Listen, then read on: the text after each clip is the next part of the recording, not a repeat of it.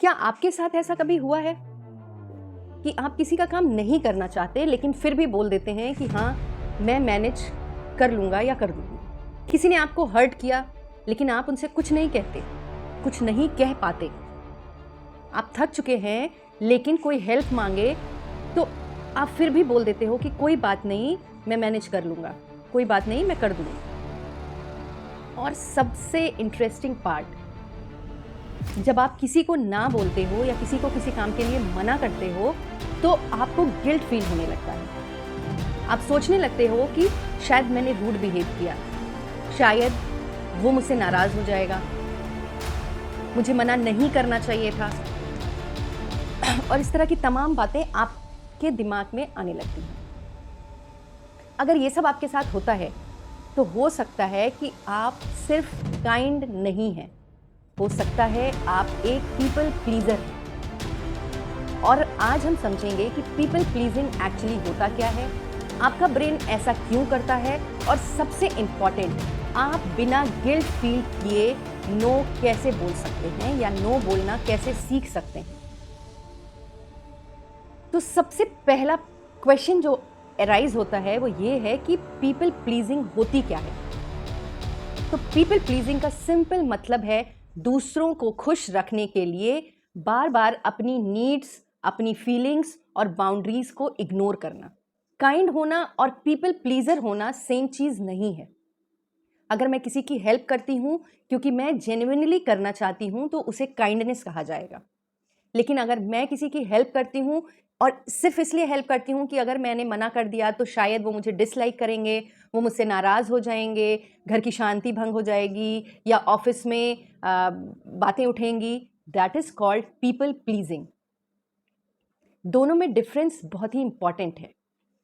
Kindness के पीछे होता है चॉइस, आप चूज करते हैं कहाँ पे काइंड रहना है, कहाँ पे नहीं। बट पीपल प्लीजिंग के पीछे होता है डर, फियर। हम डर की वजह से बहुत सी चीज़ों में, बहुत सी जगह हाँ बोलते हैं जहां अंदर से तो हम कहना चाहते हैं नहीं। तो पीपल प्लीजिंग के साइंस क्या हैं? नंबर 1, आपको नो बोलना डिफिकल्ट लगता है। कोई आपसे कहे कैन यू हेल्प मी, तो आपके पास ऑलरेडी 10 काम होते हुए भी आप बोलोगे कि हाँ श्योर, और बाद में जब आपकी बातें खत्म होंगी तो आप फ्रस्ट्रेट होगे कि मुझे हाँ नहीं बोलना चाहिए था, मेरे पास खुद इतने काम हैं। साइन नंबर 2, आप हर बात एक्सप्लेन करते हैं। आप नो बोलते हैं और फिर 5 मिनट एक्सप्लेनेशन देते हैं। आप नो बोलने के बाद शुरू करते हैं, एक्चुअली मैंने इसलिए नहीं कहा क्योंकि मैं नहीं कर पाऊंगा, मेरे पास ये काम है, मेरे पास वो काम है, एक्चुअली अगर सिचुएशन डिफरेंट होती तो मैं ज़रूर करता। तो आप नो बोलने के बाद अगर इस तरह से एक्सप्लेनेशन दे रहे हैं तो yes, you are a people pleaser. Listen, अपने नहीं को, अपने नो को कोर्ट में डिफेंड करने की ज़रूरत नहीं है। आपको हर बाउंड्री का लॉन्ग एक्सप्लेनेशन देने की ज़रूरत नहीं है। साइन नंबर 3, आप कॉन्फ्लिक्ट से डरते हैं। कोई आपसे डिसएग्री करता है और आप इमीडिएटली सोचने लगते हैं कि मुझे शायद चुप रहना चाहिए था, मुझे शायद नहीं बोलना चाहिए था, मुझे अपनी ओपिनियन शेयर नहीं करनी चाहिए थी। आप पीस के लिए अपनी ओपिनियन सेक्रीफाइस कर देते हैं। लेकिन एक इंपॉर्टेंट बात, पीस और साइलेंस दोनों एक चीज़ें नहीं हैं, वो सेम नहीं है। तो पीस के लिए अगर आप अपनी साइलेंस को सेक्रीफाइस करते हो तो लॉन्ग टर्म में ये आपको डिस्टर्ब करता है, यही आपको आपकी फ्रस्ट्रेशन का कारण बनता है। साइन नंबर 4, दूसरों की फीलिंग्स की रिस्पॉन्सिबिलिटी ले लेना। किसी का मूड खराब है और आप सोचते हैं कि मैंने क्या गलत किया है, किसी को आपकी बात पसंद नहीं आई तो आप सोचते हैं मुझे उसको खुश करना चाहिए था, मुझे ऐसे नहीं बोलना चाहिए था, मेरी बातों से वो हर्ट हो गया होगा। ऑब्वियसली किसी को हर्ट नहीं करना चाहिए, लेकिन आपको आपकी बाउंड्रीज भी पता होनी चाहिए। हर इमोशन जो कोई फील करता है वो उसकी रिस्पॉन्सिबिलिटी है, आपकी नहीं। साइन नंबर 5, आपके अंदर रिसेंटमेंट बिल्ड होता है। ये बहुत इंटरेस्टिंग है। आप बार बार लोगों के लिए यस बोलते हैं लेकिन अंदर से आप इरिटेट होते हैं, आप फ्रस्ट्रेटेड रहते हैं। आप सोचते हैं कि मैं ही सबके लिए क्यों करूं, मैं ही सबके लिए करता हूं, मेरे लिए कोई नहीं करता। और एक दिन ये जो सिंपल सी स्मॉल प्रॉब्लम है ये एक बहुत बड़े एक्सप्लोजन का कारण बनती है। आपका इमोशनल आउटबर्स्ट बहुत ही बुरा होता है। क्यों? Because you said yes with your mouth. आपने मुंह से हाँ तो कह दिया लेकिन आपका दिमाग चिल्ला चिल्ला के नो बोल रहा होता है। आपके ब्रेन को आपकी कैपेबिलिटी पता है, आपकी कैपेसिटी पता है, और वो अंदर से कह रहा होता है कि नहीं नहीं नहीं, ये काम नहीं करना है। साइन नंबर 6, आपको रिजेक्शन का डर होता है।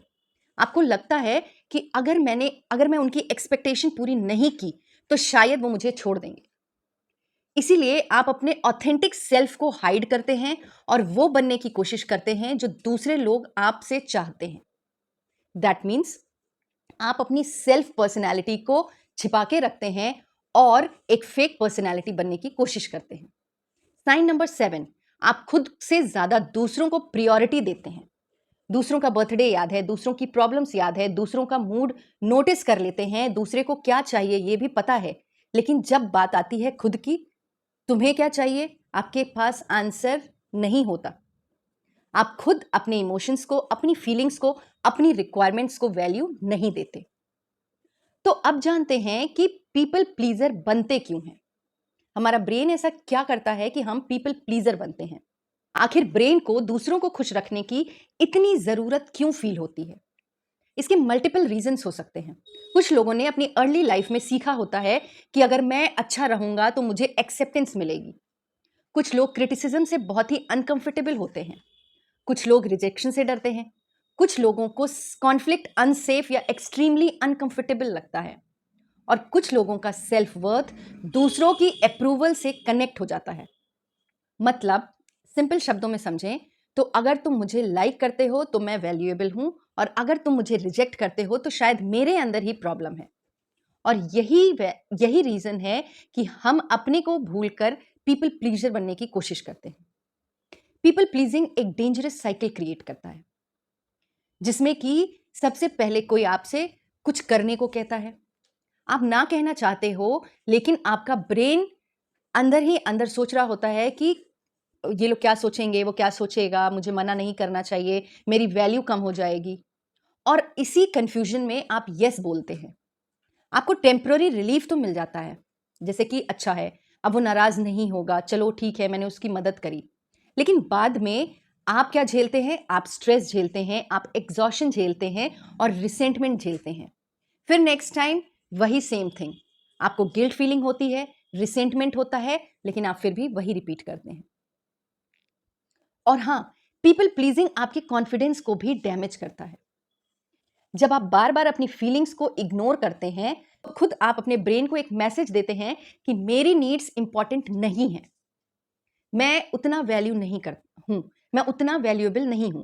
जब आप बार बार अपनी ओपिनियन सप्रेस करते हैं तो आपका ब्रेन सीखता है कि दूसरों की ओपिनियन मुझसे ज्यादा इंपॉर्टेंट है, और धीरे धीरे सेल्फ ट्रस्ट कम होने लगता है। आपका ब्रेन खुद आप पे ही डाउट करने लगता है, वो आप पे ही विश्वास नहीं करता। इसीलिए पीपल प्लीजिंग सिर्फ रिलेशनशिप की प्रॉब्लम नहीं, ये कॉन्फिडेंस की भी प्रॉब्लम बन सकता है। तो अब बात करते हैं कि इसका सल्यूशन क्या है। और मैं आपको ये नहीं बोलूंगी कि हर किसी को ना बोलना शुरू करिए, because that is easier when said than done. कहना आसान होता है बट करना मुश्किल होता है। इंस्टेड मैं आपको कुछ सिंपल स्टेप्स बताती हूं जिससे कि लॉन्ग टर्म में आप पीपल प्लीजिंग की हैबिट को चेंज कर सकते हैं। तो सबसे पहला है step number 1, take a pause. जब कोई आपसे कुछ मांगे, इमीडिएटली यस मत बोलिए। कहिए let me think about it, मैं चेक करके बताती हूं। एक सिंपल सेंटेंस आपको रिएक्शन देने से बचाता है और चॉइस तक ले जाता है। आपको पॉज करने से टाइम मिल जाता है चूज करने का कि आप वाकई में फ्री हैं या नहीं। Step number 2, ask yourself one question. अगर मुझे किसी के जजमेंट का डर नहीं होता तो क्या मैं ये काम करना चाहता या करना चाहती? अगर आपका जवाब नो है तो दैट मीन्स आपको नो बोल देना चाहिए, और अगर जवाब हाँ है तो बेशक आपको उसकी मदद करनी ही होगी। Step number 3, start with small no. हर बाउंड्री ड्रामेटिक नहीं होती। छोटे छोटे ना बोलने की प्रैक्टिस करिए, जैसे आज मैं अवेलेबल नहीं हूं, मैं इस बार नहीं आ पाऊंगी, मुझे इसके बारे में सोचना पड़ेगा, मैं सोचकर बताती हूं, let me check my schedule. जितना प्रैक्टिस करेंगे उतना ईजियर होगा। स्टेप नंबर 4, गिल्ट को एक्सेप्ट करिए। यह सबसे इंपॉर्टेंट स्टेप है। अपनी बाउंड्री सेट करने के बाद गिल्ट फील होता है, और इसका मतलब यह नहीं है कि आपने कुछ रॉन्ग किया है, आपने कुछ गलत किया है। कई बार guilt is simply the feeling of doing something new. कुछ नया करने से भी गिल्ट की फीलिंग होती है। तो आप पहले सबको प्लीज करते थे, अब आप बाउंड्री सेट कर रहे हैं। ब्रेन को एडजस्ट होने में टाइम लगेगा और इसीलिए आपको गिल्ट फीलिंग होगी। तो उस गिल्ट फीलिंग को आपको एक्सेप्ट करना है। स्टेप नंबर 5, याद रखिए, disappointing someone doesn't means automatically that you did something wrong. किसी को डिसअपॉइंट करने का यह मतलब बिल्कुल भी नहीं है कि आपने कुछ गलत किया है। आप हर किसी को डिसअपॉइंट कर सकते हैं और फिर भी अच्छे इंसान हो सकते हैं। आप किसी को ना बोल सकते हैं और फिर भी केयरिंग हो सकते हैं। आपकी बाउंड्री आपकी बदतमीजी नहीं है। आपकी बाउंड्री आपका शेल है, आपकी लाइबिलिटी है, आपकी कैपेबिलिटी है। अगर आपको इस वीडियो में अपना रिफ्लेक्शन दिखा तो एक बात याद रखिए, आपकी लाइफ का पर्पस हर किसी को खुश रखना नहीं है। आप रिस्पॉन्सिबल हैं अपने एक्शंस के लिए, लेकिन आप रिस्पॉन्सिबल नहीं हैं हर किसी के इमोशंस के लिए। आपको हर जगह एक्सेप्टेड होने की जरूरत नहीं है। आपको हर किसी की अप्रूवल की जरूरत नहीं है। सबसे जरूरी चीज, सबसे इंपॉर्टेंट, आपको अपनी वैल्यू प्रूव करने की तो बिल्कुल भी जरूरत नहीं है। कभी कभी नहीं बोलना सेल्फिशनेस नहीं होती, नो बोलना सेल्फ रिस्पेक्ट भी हो सकती है। तो अब आप मुझे कमेंट में ऑनेस्टली बताइए कि आपके लिए सबसे डिफिकल्ट क्या है? ना बोलना, कॉन्फ्लिक्ट हैंडल करना, गिल्ट फील करना, या ये डर कि लोग आपको डिसलाइक करेंगे?